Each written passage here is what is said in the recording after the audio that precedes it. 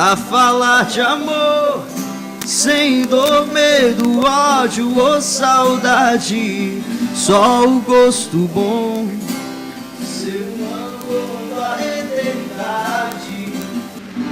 A música de hoje fica por conta de Matheus Nicolau, que veio trazer essa leveza para um assunto tão pesado. Obrigada pela sua presença.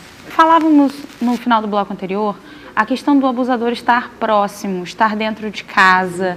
E eu queria que Nilvinha trouxesse para a gente isso, porque quando você imagina, eu acho que é tão surreal a gente imaginar isso, mas quando você imagina que um pai, um padrasto, ou alguém muito próximo, a gente tem relatos até de mães abusando de crianças, você imagina que alguém tão próximo, tão dentro de casa, tão parte daquela criança, faça isso, quebra-se completamente uma figura que deveria ser de apoio, para que a criança recorresse, chegasse perto, uma figura de acolhimento.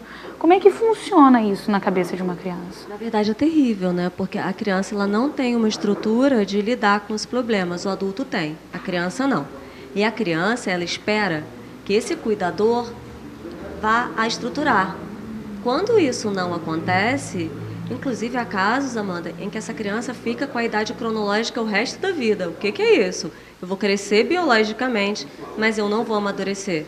Nossa. Então, se eu sofri um abuso aos 12 anos de idade, pode ser que eu me comporte o resto da minha vida como alguém de 12 anos de idade. Eu não vou assumir responsabilidades. Eu não vou lutar pelas minhas coisas. Eu não vou me relacionar normalmente, porque foi quebrado ali. A psique ela foi tão ferida, porque as marcas não são só as marcas físicas, né? Na verdade, eu acho que as marcas mais graves são as marcas psíquicas. Essas vão nos acompanhar o resto da vida, realmente. E essa perda da figura, são dois sofrimentos, né? Você tem um sofrimento, primeiro porque geralmente é alguém do círculo próximo, então é alguém da sua confiança. Pode ser um amigo, pode ser um parente, pode ser um namorado, inclusive. Pode ser o pai, pode ser um tio, pode ser uma mãe, pode ser uma tia. Então, parece surreal, como você disse mesmo. Muito. E então tem já essa quebra da relação. Eu quebrei a confiança que eu tinha naquela pessoa, então quem sou eu? Se nem a minha família, se nem quem deveria cuidar de mim ou gostar de mim gosta, como é que eu mesma vou gostar de mim? Não tem nem como. Então é uma tragédia, a gente precisa falar sobre isso. As pessoas já parabenizaram o programa, estou aqui novamente para parabenizar. Eu acho que a gente tem que trazer esses assuntos à tona, sim. Assuntos ligados à sexualidade ainda são tabus, são tidos como sujos, proibidos, encobertos, interditos e estão aí o tempo inteiro acontecendo. A família não quer falar, a escola não quer falar, mas quando chega no especialista a situação já está muito grave. Algo que poderia ter sido evitado se houvesse uma ação preventiva. Falar de sexualidade, ao contrário do que muitas pessoas dizem, que é incitar sexo, e uma coisa não tem nada a ver, falar de sexualidade é promover saúde. E a gente precisa falar disso de forma saudável. Vocês... Aí a gente levanta uma outra temática. Essa forma preventiva, a gente tem hoje, na palma da mão, a internet, com crianças que a gente não faz ideia do risco que é deixar uma criança com smartphone, com internet, a sós, muitas das vezes, e navegando aí. Quer dizer, o tabu não é falado, às vezes, na família sobre a sexualidade, e ela aprende no smartphone de forma diversa, e ela já vai sendo vítima de violência desde aqui, porque ela vai antecipando fases e aprendendo de forma equivocada, de uma forma aberta, e ela não está preparada para isso. Pastor, isso é tão grave que quando chega no consultório, já é assim, uma criança que teve um nude vazado, e aí está todo mundo sabendo, e aquela criança está com vontade de se matar, e como já aconteceram mortes no Brasil por conta disso, porque às vezes é uma menina de 11 anos, automutilação, casos de HIV, as pessoas não têm falado disso, HIV tem crescido de forma assustadora.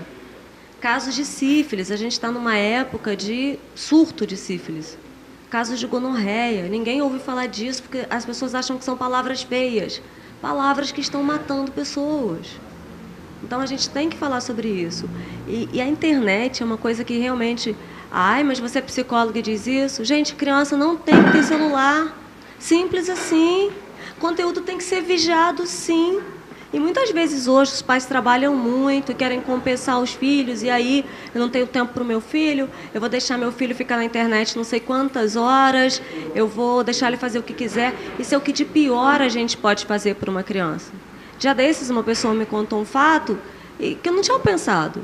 Ela me disse que a garotinha, acho que de 5 anos, foi procurar trança embutida no YouTube. Só que ela escreveu trança errado, porque, lógico, ela não sabe escrever. E aí, imediatamente, vieram vídeos de conteúdo sexual. Então, a gente tem que ter muito cuidado.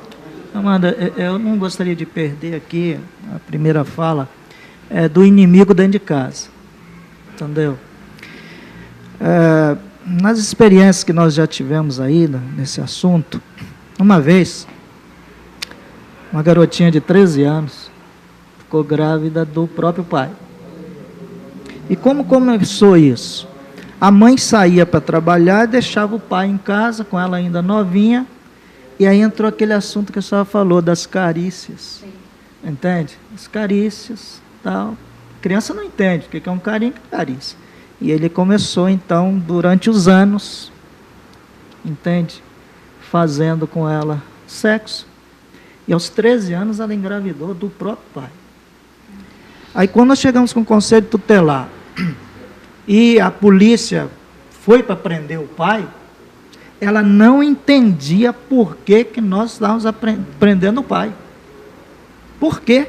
Se meu pai é tão carinhoso comigo, tão amoroso comigo, e tivemos um sério problema para convencê-la do que realmente estava acontecendo. Entendeu? Ela ficou tão, assim, eu penso, tão estragada, né, se pode usar esse termo, no seu senso, né, de criança, que ela não entendia que o que o pai estava fazendo era violência. Então o pai foi preso, depois a mãe conseguiu conscientizá-la de que realmente o que o pai estava fazendo não era bom e tudo, e como ADRA nós cuidamos dela também, do bebê, ajudamos e tudo. Mas esse inimigo dentro de casa está dormindo com a gente, entendeu? E eu não sei, eu vou falar bem olhando ali. Se eu quero alguém que está ouvindo a gente falar aqui que faz isso, eu vou falar uma coisa, isso é um pecado que Deus vai um dia julgar com muita seriedade, entendeu? Então, é bom parar, pensar no que está fazendo, com crianças, entendeu? E nós estamos vivendo num mundo muito difícil, mas o inimigo às vezes está dormindo com a gente dentro de casa. Jones, e aí a gente pode dizer que muitas vezes acontece o que a gente chama de síndrome de Estocolmo. Esse refém, ele passa a ser dependente dessa relação, não percebe que tem nada de errado, né? A ciência vai dizer isso. É realmente assustador falar disso tudo, é muito surreal imaginar que isso pode acontecer. E principalmente imaginar que isso pode acontecer com uma criança. Isso pode acontecer dentro de casa, com a figura... Talvez as maiores figuras que essa criança tenha de proteção, de zelo, de cuidado, que são o pai e mãe, né? E não só dentro de casa também. É muito comum pessoas próximas, professores de música, médicos. É uma coisa que eu não sabia. Desde que eu soube, eu tenho muito cuidado com as crianças da minha família. Nem dá para deixar a criança sozinha com o médico também, não. Porque essas pessoas que têm esse perfil, elas vão procurar posições de acesso, de poder a essas crianças, para que elas possam exercitar o poder e as outras pessoas não percebam. Nossa. Pegando um gancho aqui com o que o Jones falou, que bom que essa mãe dessa menina de 13 anos, ela conseguiu, né, convencer a filha de que o que o pai fez era uma coisa errada. Eu faço palestras nas escolas para as mães e sábado eu estive numa escola municipal e tinha uma mãe com uma criança de mais ou menos 11, 12 meses no máximo. E a criança correndo para lá e para cá e tal. Mas eu notei que ela estava assim tão angustiada, ela querendo ouvir tanto o que a gente estava informando, que outra mãe ia pegar a criança e sair correndo para o corredor da escola e ir embora, né? Ela não, ela fez questão, ela pegou a criança, ela segurou, botou o peito para fora, botou a boca da criança no peito e ficou sacudindo e ouvindo. Aí depois ela conversou comigo um pouquinho, né? ela relatou uma situação assim, ela passou por um processo de violência dentro da casa dela, uma coisa assim estúpida, que não foi apenas com ela, foi com ela e com as irmãs. Nossa. Né? E, na época, pelo que ela deixou assim, bem claro, a mãe dela, primeiro, não acreditava.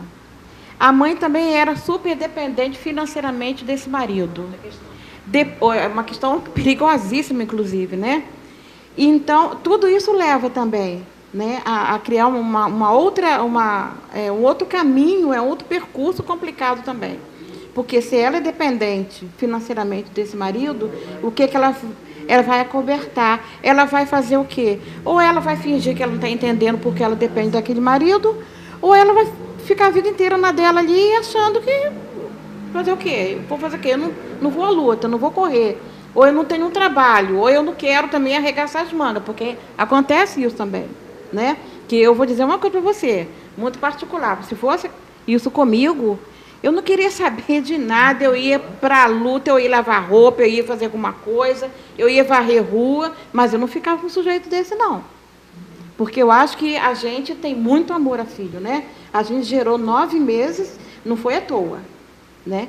Então, quando essa mãe me relatou algumas situações que ela vivenciou junto com as irmãs, eu fui para casa pensativa ainda, porque aquilo que você estava falando, o tabu ainda existe em pleno século que a gente está, né? E a televisão está aí mostrando todo momento a situação da violência nesse país está imensa em todos os sentidos. Você liga um programa toda hora, você ouve aquilo ali e parece que virou moda, né? Parece que esse assunto virou moda e, no entanto, as coisas continuam acontecendo. Eu fico muito triste com isso, porque eu estou há anos nesse trabalho. E parece que cada ano que passa, as coisas vão piorando, as coisas vão aumentando. Aí vem, será que é porque é só por conta da denúncia? Eu não acredito que seja só por conta de denúncia, não. Eu acredito que seja por conta da situação mesmo que nós estamos vivendo. Da incidência do crime. E essa questão, né, esse prazer, né, que o homem tem por uma criança, né, essa parafilia, né, que ele sofre, ele tem que ser tratado, sim. Mas ele também tem que o quê? Ser responsabilizado. Cumprir, exatamente. Ele tem que ser responsabilizado, né, e vai ser tratado, vai, porque é um direito que ele tem, porque é um ser humano, né? Ser humano que a gente fala porque ele é uma pessoa, né? Mas, diante da tragédia que ele causa, que ele abala a estrutura de uma família inteira, né? Quer dizer, infelizmente, a gente ainda se depara com essa questão do tabu, e quando a gente chega na escola, que, às vezes, a própria professora, ela não está preparada para falar sobre o assunto, porque para ela também é tabu. Porque, de repente, ela não foi orientada para isso, nem na casa dela e nem depois que ela estudou. Eu fiz uma palestra há pouco tempo para os diretores de escola, eu estava falando sobre isso. A professora não tem culpa, não. Porque de que maneira que ela foi orientada na casa dela também, para quebrar esse tabu? Então, é uma coisa que vem lá, né, vem lá atrás. Se a gente for puxar lá pela Idade Média, e a gente vai ver que a criança não tinha valor nenhum, que a criança não tinha alma, né? No início dos anos, o que acontecia com a criança quando nascia? Eles mandavam matar, né? Porque aquela criança era um peso para o Estado, o pensamento da época era esse. Quando veio com a Idade Média, aqui deu uma melhoradazinha, né? Que já começaram a achar que a criança merecia um lugar ao sol, né? E que também foi muito pouco, essa mudança foi bem ínfima. E as coisas foram acontecendo, né? Aí, quando surgiu Freud, né? Freud falou, isso eu não esqueço nunca do tempo que eu fiz minha faculdade, não tem muito tempo que eu terminei, não, sabe? Eu terminei minha faculdade em 75. Sou bem jovem, né? Em 75, foi ontem, que o tempo passa muito rápido. E eu me lembro que ele falou uma coisa, Sua Majestade, falando em relação à criança, Sua Majestade, o bebê. Olha que coisa linda. Ele foi uma das primeiras pessoas que deu esse foco, né? Essa coisa mais bonita, para esse olhar mais interessante em relação à criança. Tá? E eu, encerrando esse gancho que eu peguei seu e o dela também, quando eu chego na escola que eu vejo que a própria equipe profissional exerce, ela tem que exercer, né, uma responsabilidade muito grande sobre os alunos e também inserir a família e a comunidade ali. Mas quando eu percebo que quando chega nessa parte de educação sexual e que elas se escondem, eu fico preocupada. Eu fico muito preocupada. Porque a criança passa muito tempo dentro da escola e ela precisa ouvir isso, sim. A família também precisa ouvir.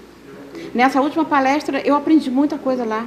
Teve um pai que virou para mim e falou assim: professora, você precisa voltar aqui no parque, não vou citar o nome do local, no parque tal, porque tudo que você falou aí acontece aqui nesse parque. Aí no final eu fiquei até mexendo com ele em relação a isso. Ué, será que o negócio que é tão pesado assim, dentro da cidade, não está tão afastado, não está tão não é um local tão periférico dessa forma, né? Ele falou assim: não, mas aqui, tudo que você falou e acontece aqui no nosso bairro. E o que está faltando ali então?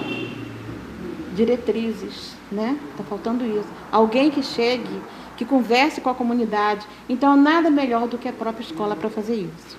Acontece do nosso lado, né? Está muito perto. Precisamos proteger as nossas crianças. No próximo bloco, a gente vai falar dos sinais. Como perceber quando uma criança está sofrendo algum tipo de violência. A gente vai para o intervalo rapidinho e volta já já. Não sai daí.